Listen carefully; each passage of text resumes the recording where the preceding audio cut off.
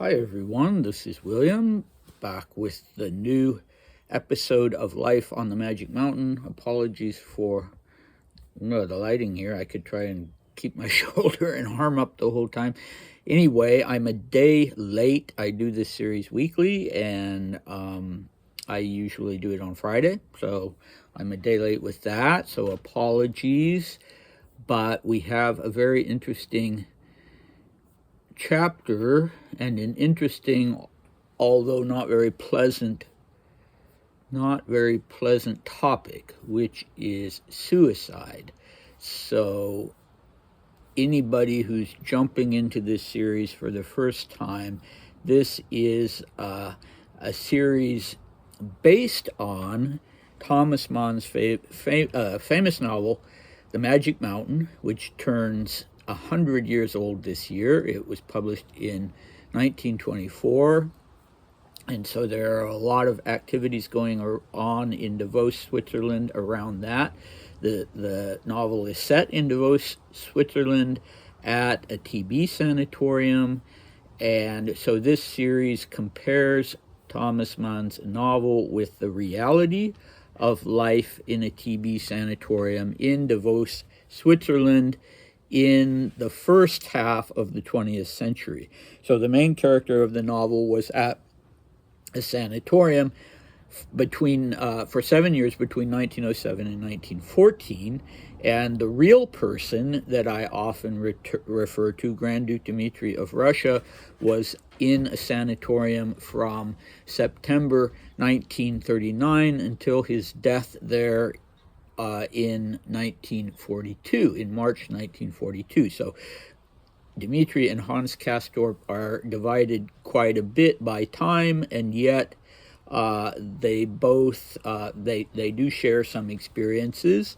And since Dmitri left diaries of his time at Sanatorium Schatzalp, I am able to get a patient's perspective on things, a real patient's perspective rather than a fictional patient's perspective. And in fact, Hans Castorp is not sick.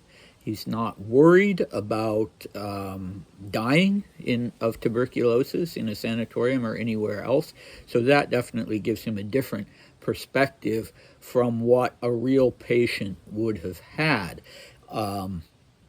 Okay, so in my association is with a hotel that was a real sanatorium. It's now Hotel Schatzalp. It was Sanatorium Schatzalp, and it was the most exclusive and luxurious sanatorium in Davos. And Thomas Mann and his wife was in a sanatorium for not very long, but she was in a Davos sanatorium called the Wald Sanatorium, which is now the Wald Hotel. In the book, it's called the Berghof Sanatorium. And so it was not as high up on the mountainside as Schatzalp, and it was also not as high up metaphorically, although, again, it was for affluent people. So anyway, did I already even mention the name of this chapter? It's called Herr, Albin. It's a very short chapter. It's sort of a humorous interlude, although the subject itself is anything but funny. And all right, so let's dig in. We start we set the scene. Thomas Mann tells us that this is a scene on in the English translation done by John Wood, the lounging arcade. So another word for, the lounging arcade, the arcade at Schatzalp was called the Wandelgang, and it was not a place where you would do your rest cure. It was a place to socialize. It was a long, elegant arcade in the front of the building, the front exterior of the building, and open air, and there were lots of wicker chairs, and there are plenty of photos. I have a photo album from 1910 in particular that shows people enjoying the Wandelweg in all weather, sometimes with snow out front in the garden. And they are not, as I say, they're not doing the rest cure where you would lie back on a Liegestuhl, or the translator here calls it a lounging chair. So like the kind of like a deck chair you would relax in on board a ship, a passenger liner, a fancy one. So this was not something that was done on the arcade at Schatzalp, but perhaps it was done at Wald Sanatorium, or perhaps this is in particular a chapter where Thomas Mann, I think, was taking some liberties with reality because of, you know, he wanted this comic and at the same time tragic short chapter. So Herr Albin is, he describes him to us as a blonde young man sitting sideways on a lounging chair.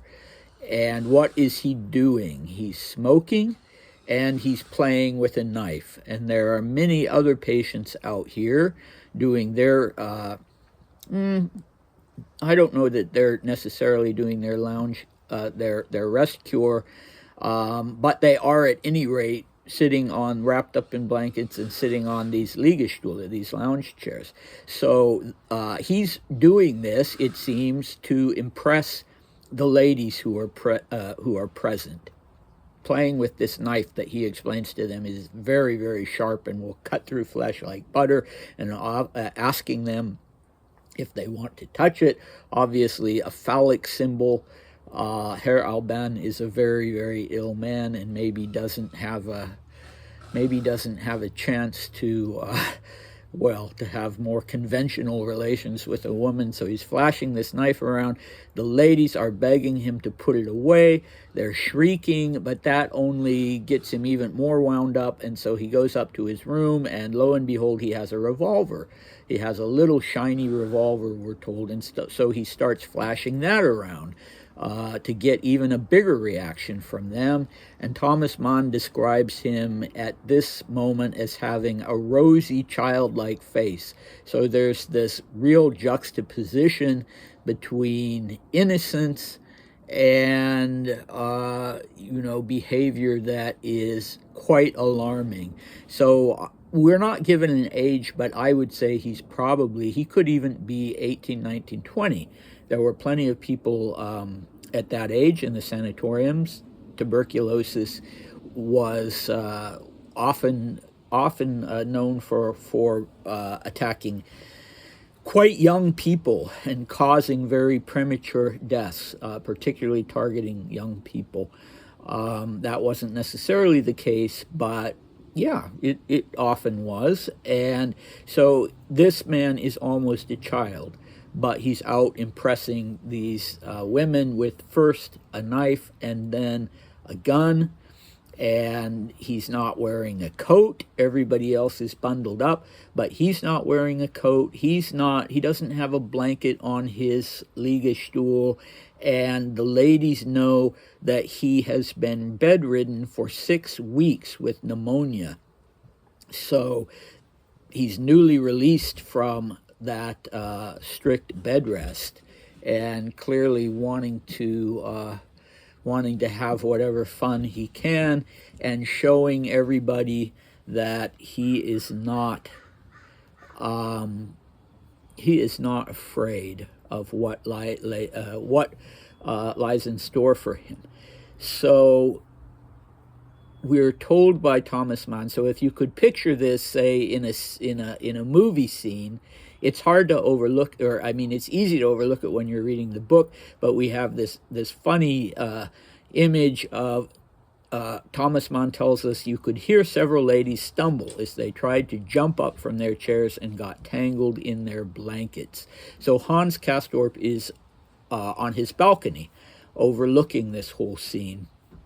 And so if you picture these distraught women all bundled up in blankets, all wrapped up and trying as fast as they can to jump up from their chairs, and you can't blame them. I mean, it's funny, but it's not funny, isn't it? You have this young, reckless man waving a revolver around, so it's quite reasonable. It's not a sign of hysteria. It's quite reasonable that they want to get the heck out of there.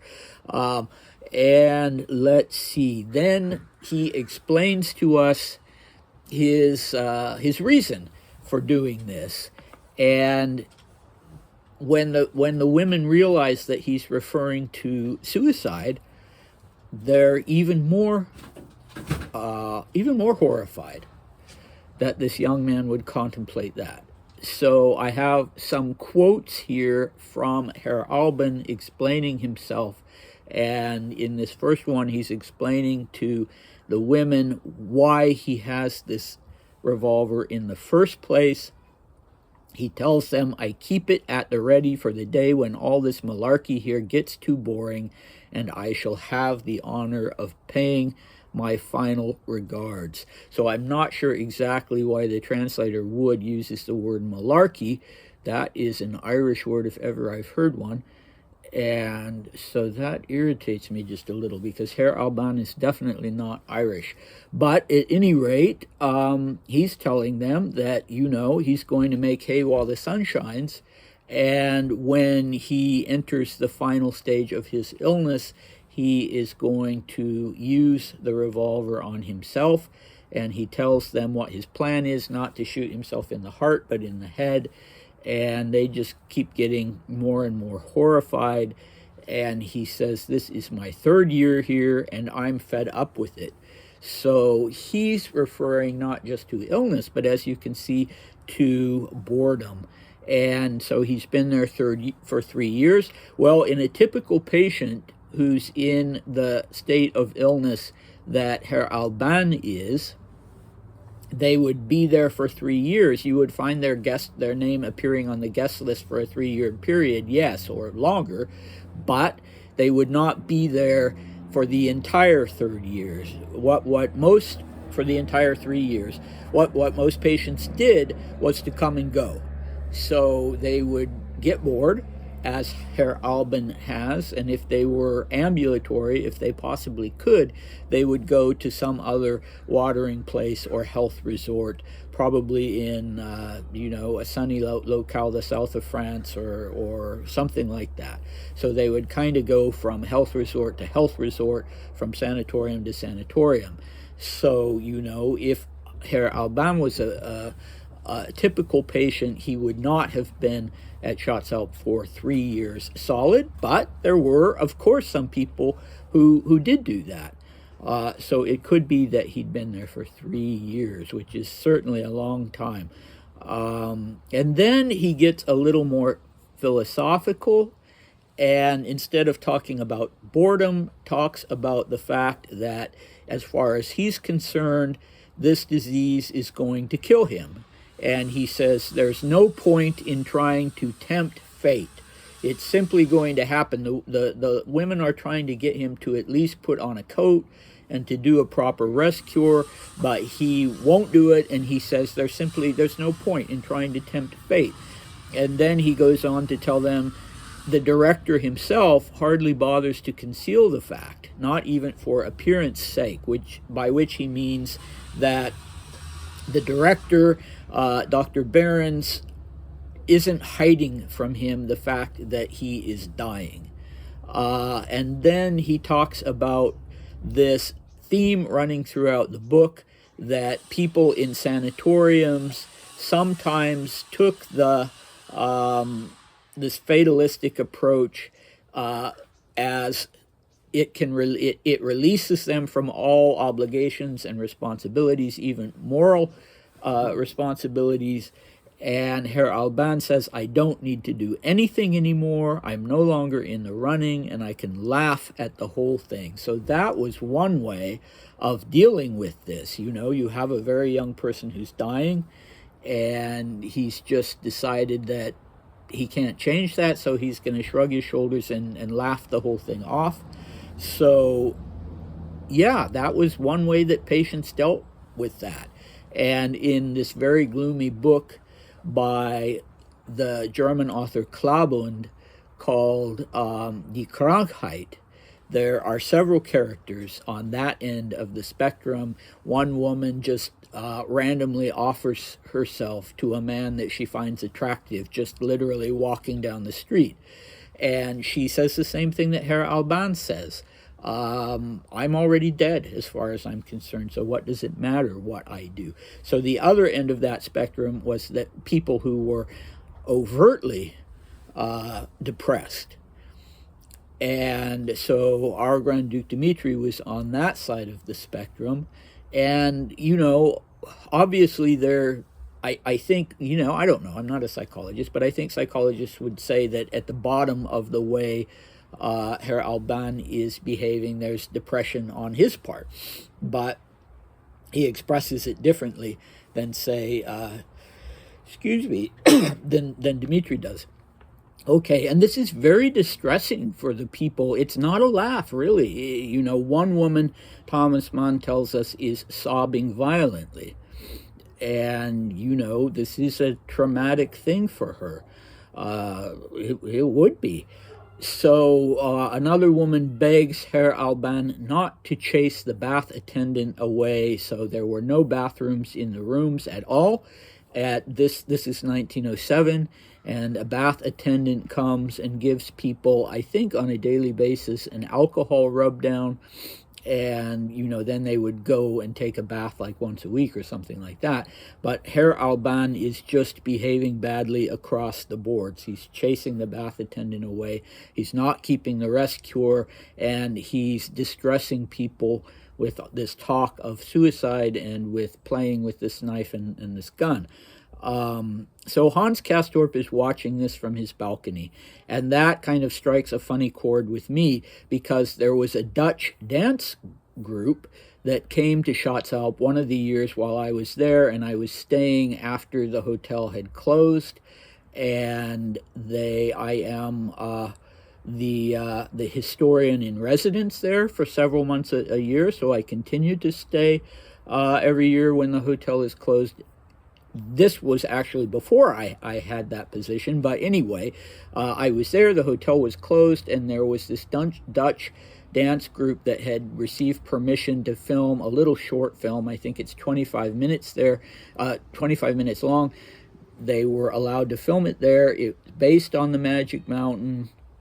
So they were all dressed in period costumes, which was cool, but they're dancers. So they were doing, 25 minutes worth of the Magic Mountain through the medium of interpretive dance, if you can imagine. And so they did Herr Albin's scene out in front of Schatzalp, and I happened to be relaxing on my balcony that afternoon, and so I got up and went to the railing to watch, and I saw these poor actors / dancers doing this scene over and over and over and over again, and it was the first time I realized how difficult it is to be an actor, let alone an actor and a dancer, because they would do this very emotional scene, and then the director would say, okay, we have to do it again this way, and they had to go right back into those emotions. So my hat is off to actors who are able to do that. Anyway, so I can relate to this scene with Hans Castorp having the same experience, except for that in his case, it is the reality that he's viewing, and so he doesn't seem terribly distressed by it. What it does is to make our friend Hans quite contemplative, and Mann writes, he tried putting himself in Herr Albin's shoes and imagining how it must be when one is finally free of all the pressures honor brings, and one can endlessly enjoy the unbounded advantages of disgrace. And the young man was terrified by a sense of dissolute sweetness that set his heart pounding even faster for a while. So if you are familiar with the novel, then you know that Hans Castorp has a sort of romanticized image of death, and he is fascinated by the idea that people in sanatoriums don't have to bear responsibilities anymore or even care about how they behave. And he had been more or less pushed into a career as an engineer, a shipbuilding engineer, and it didn't suit him. And when he came to the sanatorium to visit a cousin just for 3 weeks, he ended up just really being fascinated by how free these young people are at the sanatorium who have this disease as a chronic, but it can bear them away and take a turn for the worse and bear them away at any time. And they just do whatever they please. And he clearly finds that in some ways to be very alluring. And so here is this line: he was terrified by a sense of dissolute sweetness. So dissolute sweetness sounds great, doesn't it? But he's terrified by it. And, you know, he's not really trying to put himself in Herr Albin's shoes as to what it would be like to be that age and to know that you're going to die sooner rather than later. Rather, he's focused on that side of it, of how you can simply enjoy your life with abandon. But there's another thing that evokes for Hans Castorp, and that is shame. So specifically, he sees this as being released, to being free of all the pressures honor brings, and one can endlessly enjoy the unbounded advantages of disgrace. So we have talked in previous videos about the inner conflict with Hans Castorp, and about he reacts very strongly to, for instance, this married couple in the room next door to his who have sex every morning, and he can hear everything, and he instructs his cousin that he doesn't want to be introduced to them. And even though they are sick, even though they're married, only one of them is sick, he is just absolutely disgusted by this. And I think part of that is the idea that one of them is indeed sick, and he thinks that illness and death should ennoble people. And so that really brings out this inner conflict in him. And within his own family circle, the biggest disgrace was to be inactive. He had been raised by first a grandfather and then a great uncle, and they were hardworking members of their own communities, especially the great uncle. And what they respect in people is their ability to go out and be solid citizens, be participating in the lives of their communities, and marrying, raising families, and making money, being successful in business. And Hans Castorp is a complete washout when it comes to that.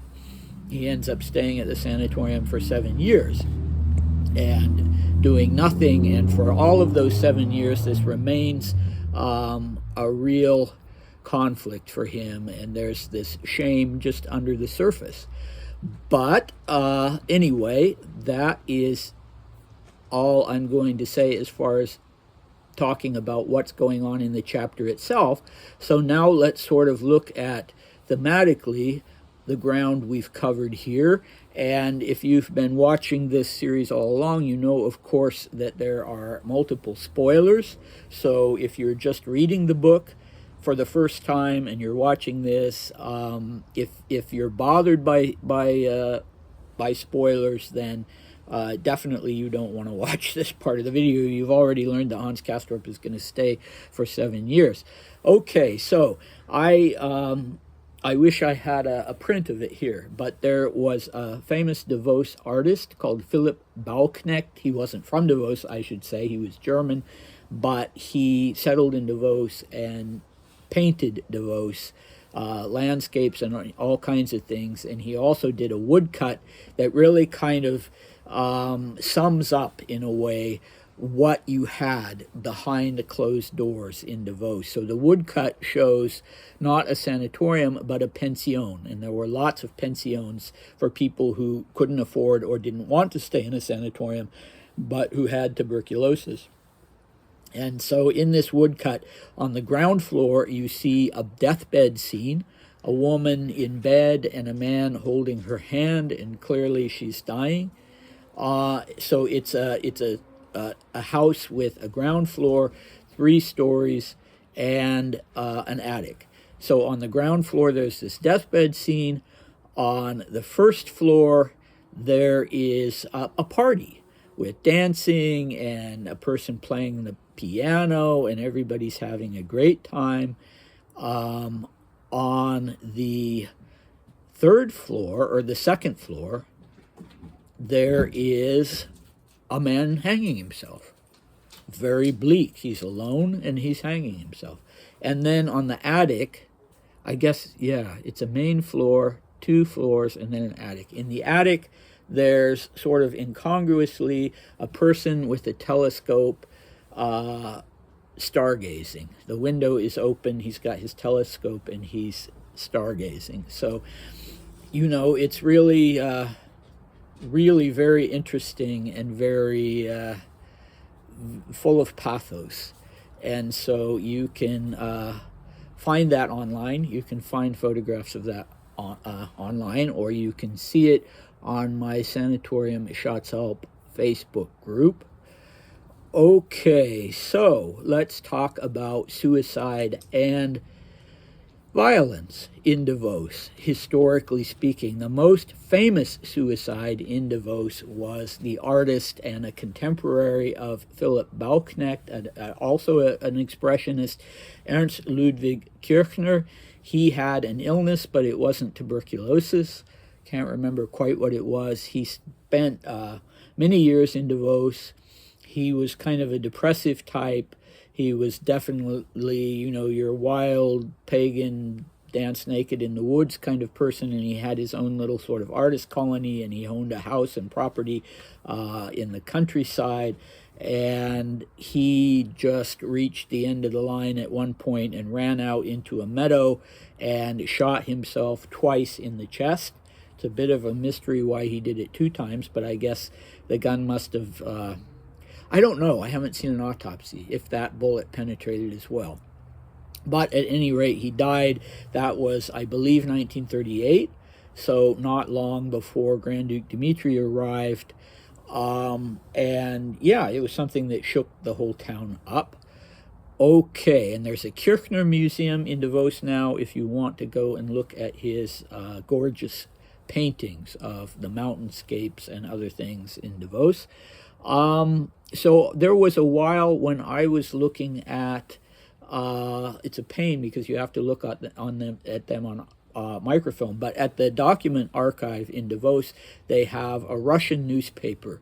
There were lots of Russian patients in Davos, and they had their own newspaper, and there were lots of reports in that newspaper. It was from the sanatorium-era. It ended after 1914, I believe, when the war broke out. But there were lots of reports of suicide in that newspaper. Unfortunately, you would have people come, and they would have enough money to stay in a pension or a sanatorium for a while, and then they would run out of money. Or even if they didn't, they would give up hope, like Herr Albin decided to put an end of things. And I remember an end to things. I remember one particularly poignant article about a woman who had been found dead in a snowbank. And there's a Polish film called Spiral about this, where a man he doesn't have TB, and he's not in Davos. He's in a skiing resort in Poland. They exist, I guess.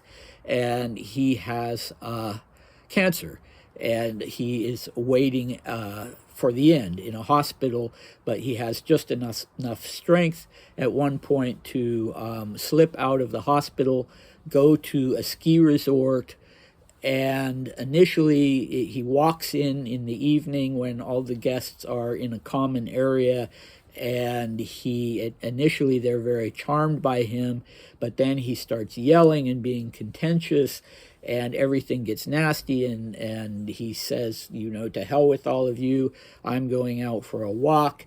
And he never comes back, and they start to get concerned, and the same sort of thing. Eventually, I think the next day, his body is found in a snow bank, and he's frozen solid.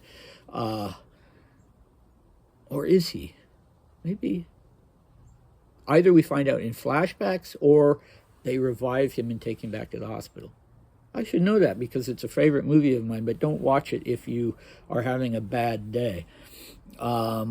Okay, so in the Magic Mountain itself, we have 2 suicides, and it's not Herr Albin. I think we catch up with Herr Albin later, and I think he finally is on his deathbed. I think Castor visits him. I not quite sure about that. But we have two characters who kill themselves. There's another one who actually doesn't have tuberculosis. He has malaria, which, believe it or not, was something that the sanatoriums in Davos advertised, that they treated malaria through the rest cure, of course. And when he finally gets fed up, Herr Peppercorn, he has this ingenious little device that has been manufactured to look like the fangs of a poisonous snake, and indeed it does have venom in it, and so he kills himself in that way. And then there's the character of Nafta, who had been one of the rival mentors to Hans Castorp, and Nafta kills himself when his opponent in a duel refuses to shoot at him but shoots in the air. Nafta is so outraged that he takes his pistol and shoots himself. So those are the two suicides in the Magic Mountain. As for Schatzalp, I don't know of there ever having been any suicides there. It's not the sort of thing that would necessarily be recorded, although I think it might be mentioned in the meetings of the board of directors, and I haven't seen anything like that. The only Schatzalp related suicide that I know about is the head doctor, the chef arts, in the 30s, and while Dmitri was there, his name was Gustav Maurer, and he killed himself not at Schatzalp but in Zurich after he had been let go. And for him, it was because he'd worked his whole career to come up with this new surgical method of treating tuberculosis, and basically the same year that he went on a tour of medical conferences to reveal it, streptomycin came into broader use, and then isoniazid, I don't know if I pronounced that correctly, these two very effective antibiotics used to treat tuberculosis, and so Maurer no longer had sort of reason for living. As he saw it, he felt humiliated, and he would never go down in medical history as one of the great pioneers, and so he went to Zurich. He had his own little practice there, and he ended up killing himself rather tragically.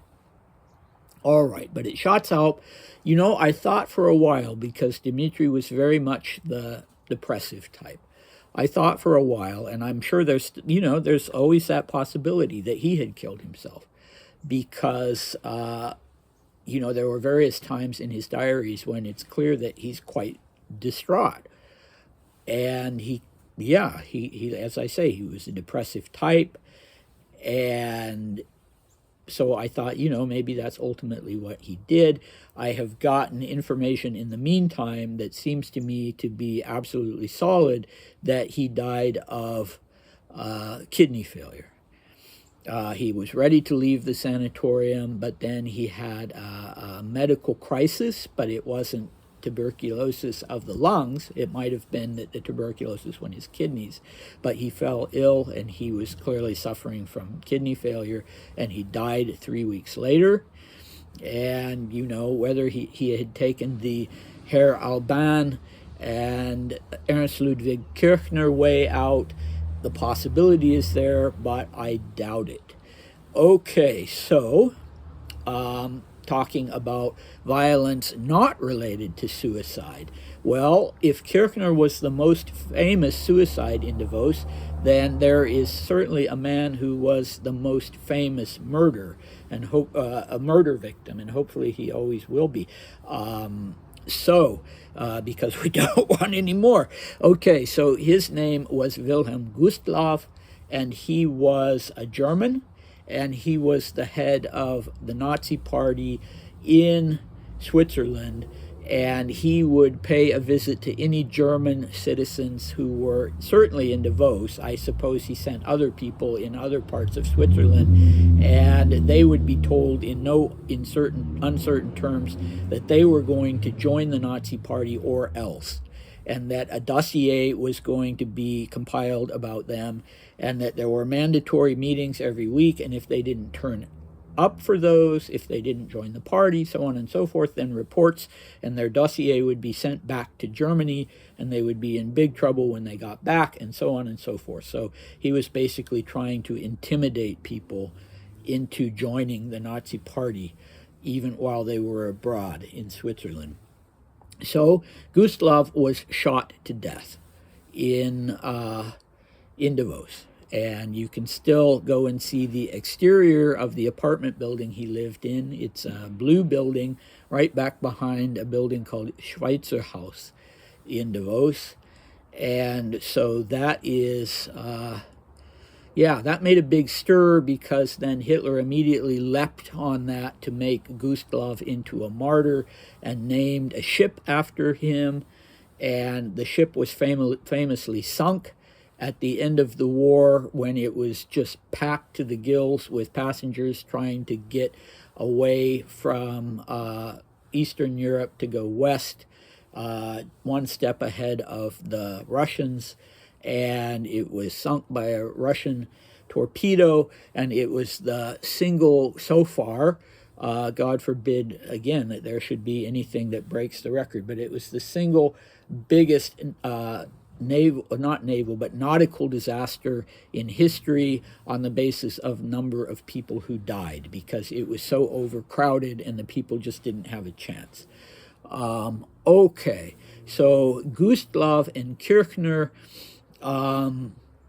if you take a walking tour or something in Davos, or go to the Kirchner Museum, you can find out more about them. So now Schatzalp itself, as I said, I don't know of any suicides at Schatzalp. The doctors there, as was usually the case, were well trained in what to look for in patients in terms of depression. And in Dimitri's case, on a couple of occasions when his depression was at its worst, he was even taken by the doctor, taken off on fishing expeditions, even though he was ill. And, it was one of the trips he pretty much had to spend in bed. But it nonetheless worked. It was a change of scenery, and the doctor was wise to put his psychological health over his physical health on that occasion, while it was still possible, while he could still be gotten on his feet and driven to this riverside hotel to go fishing. Okay, so that was something, and that was something that was also true in public sanatoriums. It was the doctors really did their best to keep people's morale up in any way they could, and to provide special events and entertainment and that sort of thing. Okay, so in terms of murder at Schatzalp, again, I don't know of there ever having been one. I very much doubt it. I don't think it's something that would be covered up. I think everybody would be fascinated by it, and we would know about it. There was a sort of persistent rumor that started apparently after Dimitri died, that he himself had been murdered. He had been politically active in France in the 1930s. He'd been openly anti-Nazi, and oddly enough, for a while, he had been a kind of fellow traveler, a kind of Soviet fellow traveler, but he got disillusioned with that.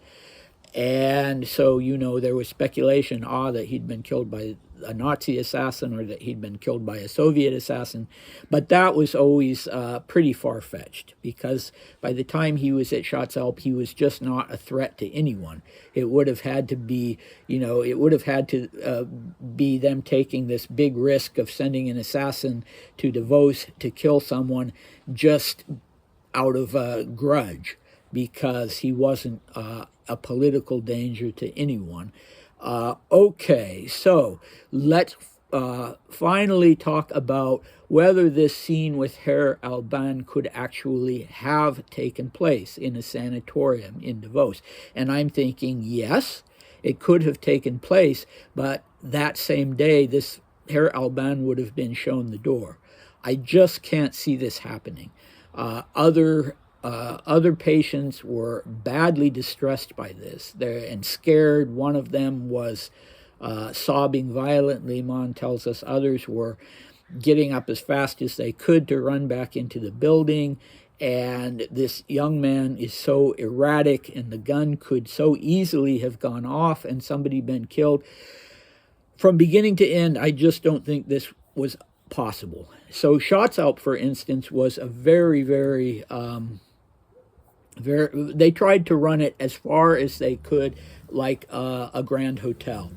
But there were still rules, and people were still expected to obey the rules. And yes, you could slip away to go to a sporting event or miss the rest cure or something like that. But this sort of thing would not have been tolerated. And, you know, yeah, I just don't see that there's any possibility at all. So I think that, you know, this was artistic license on the part of Thomas Mann, which is fine. And it's, yeah, like I said, it's this scene that's both tragic and funny in a way that you frequently had in other forms in the tuberculosis sanatoriums and in the pensions. So I will stop rambling and say goodbye until next week. Thanks for watching.